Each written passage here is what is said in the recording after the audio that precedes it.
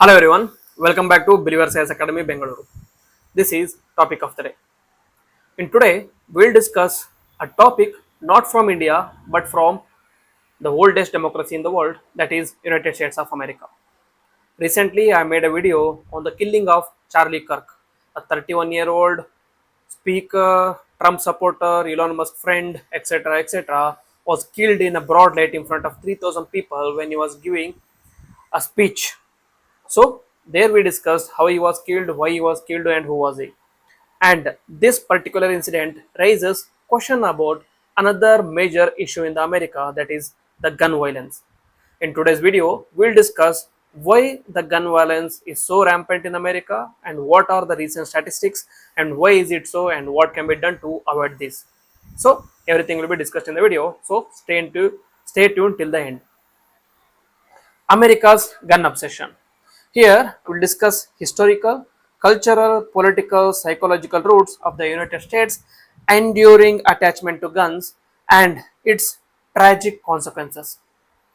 So, the trigger event for us to discuss this video is about the death of Charlie Kirk. He was a prominent 31-year-old conservative pro-gun activist was killed by a sniper in Utah. So this is very ironical because he was a supporter of gun violence, or he was a supporter of pro-gun. He wanted everyone to carry guns. He wanted everyone to have arms in their hands.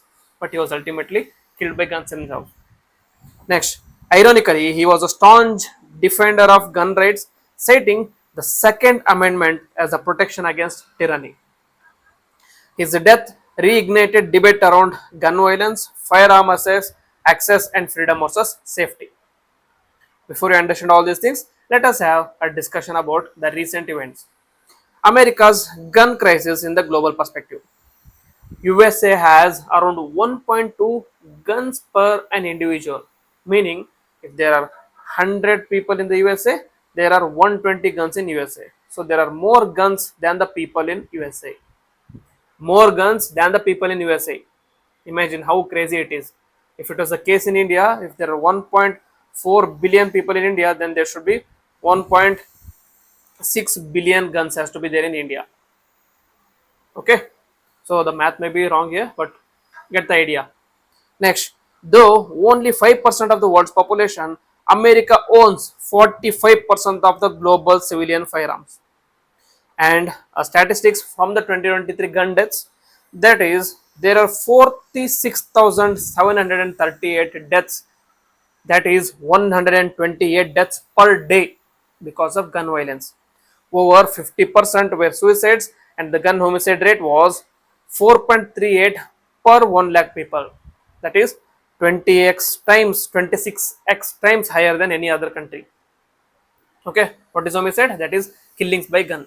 Suicide and homicide together, there were around 46,728 deaths total. That is 128 people either committing suicide or being killed by the gun. And data from the gun archive violence or gun violence archive says that the USA gun violence statistics for 2025 as of March 17 says that there were 2,887 deaths. This is from March 17th. I was not able to get recent till September. 4,795 gun injuries, 51 mass shootings, 1 mass murder, 133 children shot, 660 teenagers shot, 227 defensive use incidents, 266 unintentional shootings, 117 murder suicides. So that is the gravity of gun violence in America. Then let us look into Wikipedia.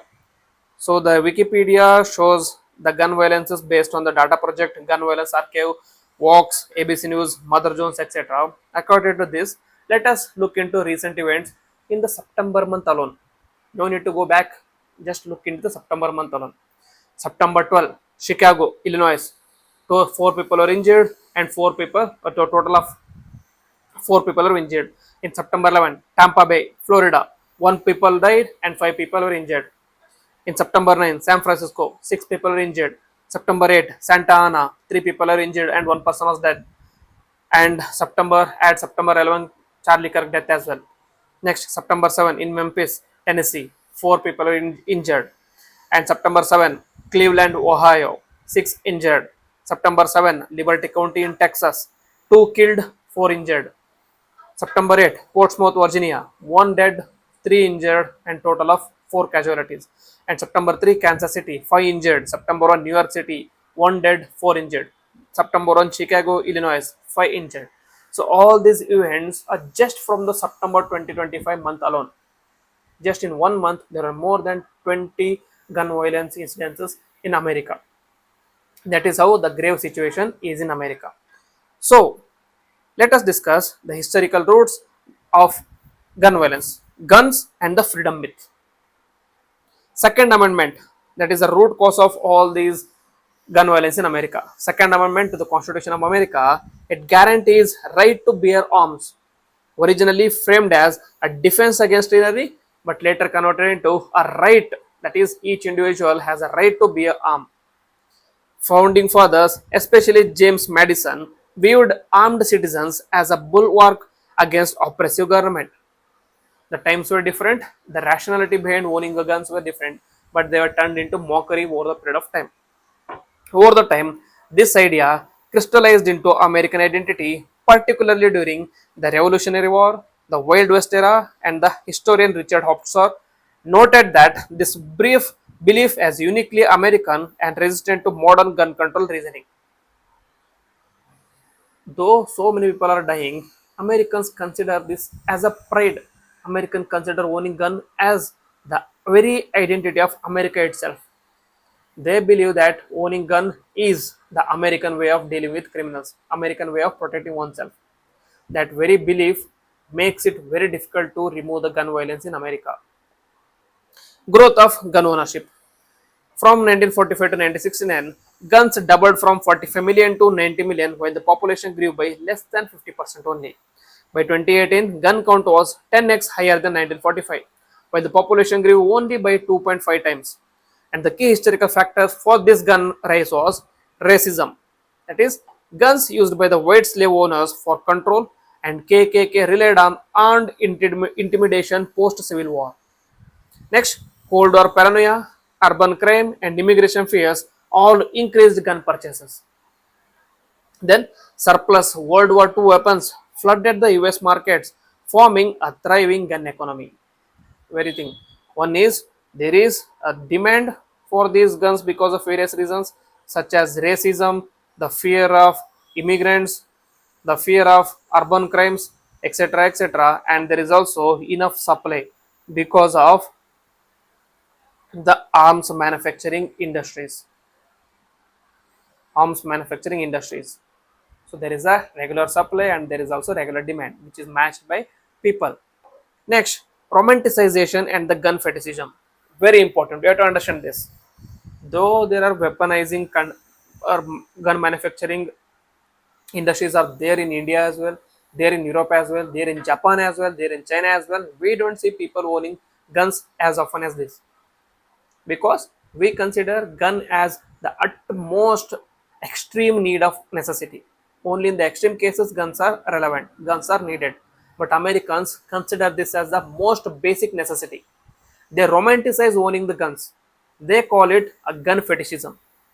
That is, guns marketed as symbols of freedom, symbols of masculinity, symbols of identity of America itself. The NRA, gun manufacturers, media created gun mythos. That is, they blended patriotism, masculinity, and self defense together with guns. If this is the guns at center, they were bound by patriotism, they were bound by masculinity, and they were bound by self defense. So they created or they romanticized owning guns as a necessity. They romanticized owning guns as a true identity. They changed the owning guns as the true spirit of patriotism, true spirit of America itself.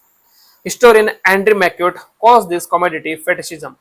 That is, guns aren't seen as tools, rather seen as a sacred symbols. Americans forget the factory and worship the fantasy. The fantasy here is freedom and power. This mindset distorts debates, making rational regulation nearly impossible. Where you can use the rational when the citizenry is logical. when the citizenry have certain scope for debate and other things. But when there is no debate and discussion, when there is no rationale for, when there is no logic behind owning the guns, when the owning guns itself is romanticized, then there is no scope for making rational regulation. Next, cultural versus statistical realities. The idea of a good guy with a gun stopping a bad guy is central to NRA rhetoric. That is, but the research shows that most gun homicides are not premeditated attacks by the strangers. They often stem from small arguments between friends or family, often with alcohol involved. Keeping a gun at home significantly increases the risk of homicide, especially in the domestic violence cases. And also, keeping these guns at home has also increased the issues of mass school shootings. Mass school shootings are on the rise because of owning guns in the home. Okay, international contrast. Australia enacted strict gun laws after 1996 Port Arthur massacre, and gun deaths post that dropped from 2.9 to 0.88% per 1 lakh by 2018. The USA took the opposite path. 2008 Supreme Court ruling in the historic case, that is District of Columbia versus Heller case, upheld the individual gun rights, further loosening the controls. What is the duty of judiciary? Judiciary is to hold the executive and the legislature accountable, hold them accountable and be more reasonable. But what is happening in America case? Judiciary itself is reinforcing the right to arms, or it is romanticizing owning the guns as necessity. This ruling has repeatedly invoked to resist regulation efforts from the government. Next, so conclusion. It is a nation at a crossroads. Nation at a crossroads. America's gun obsession is not just about policy, it's about history, fear, identity, and power. Despite staggering deaths, many Americans still see firearms as a moral right, see it as a cultural heritage, or even as a sacred duty. That is, gun at the hands of good guy will always lead to death of or stopping of bad guy. This heroism, this rhetoric makes it very difficult to ban the guns in America. Until this myth is confronted, no amount of data alone is likely to shift public opinion or legislative action. So, write down in the comment box what should be the way forward. What should be the way forward for USA, and also write, is owning guns in India a feasible solution? Write down in the comment box and let us know what your thoughts are. With this, I will end the video. Jai Hind, Jai Karnataka.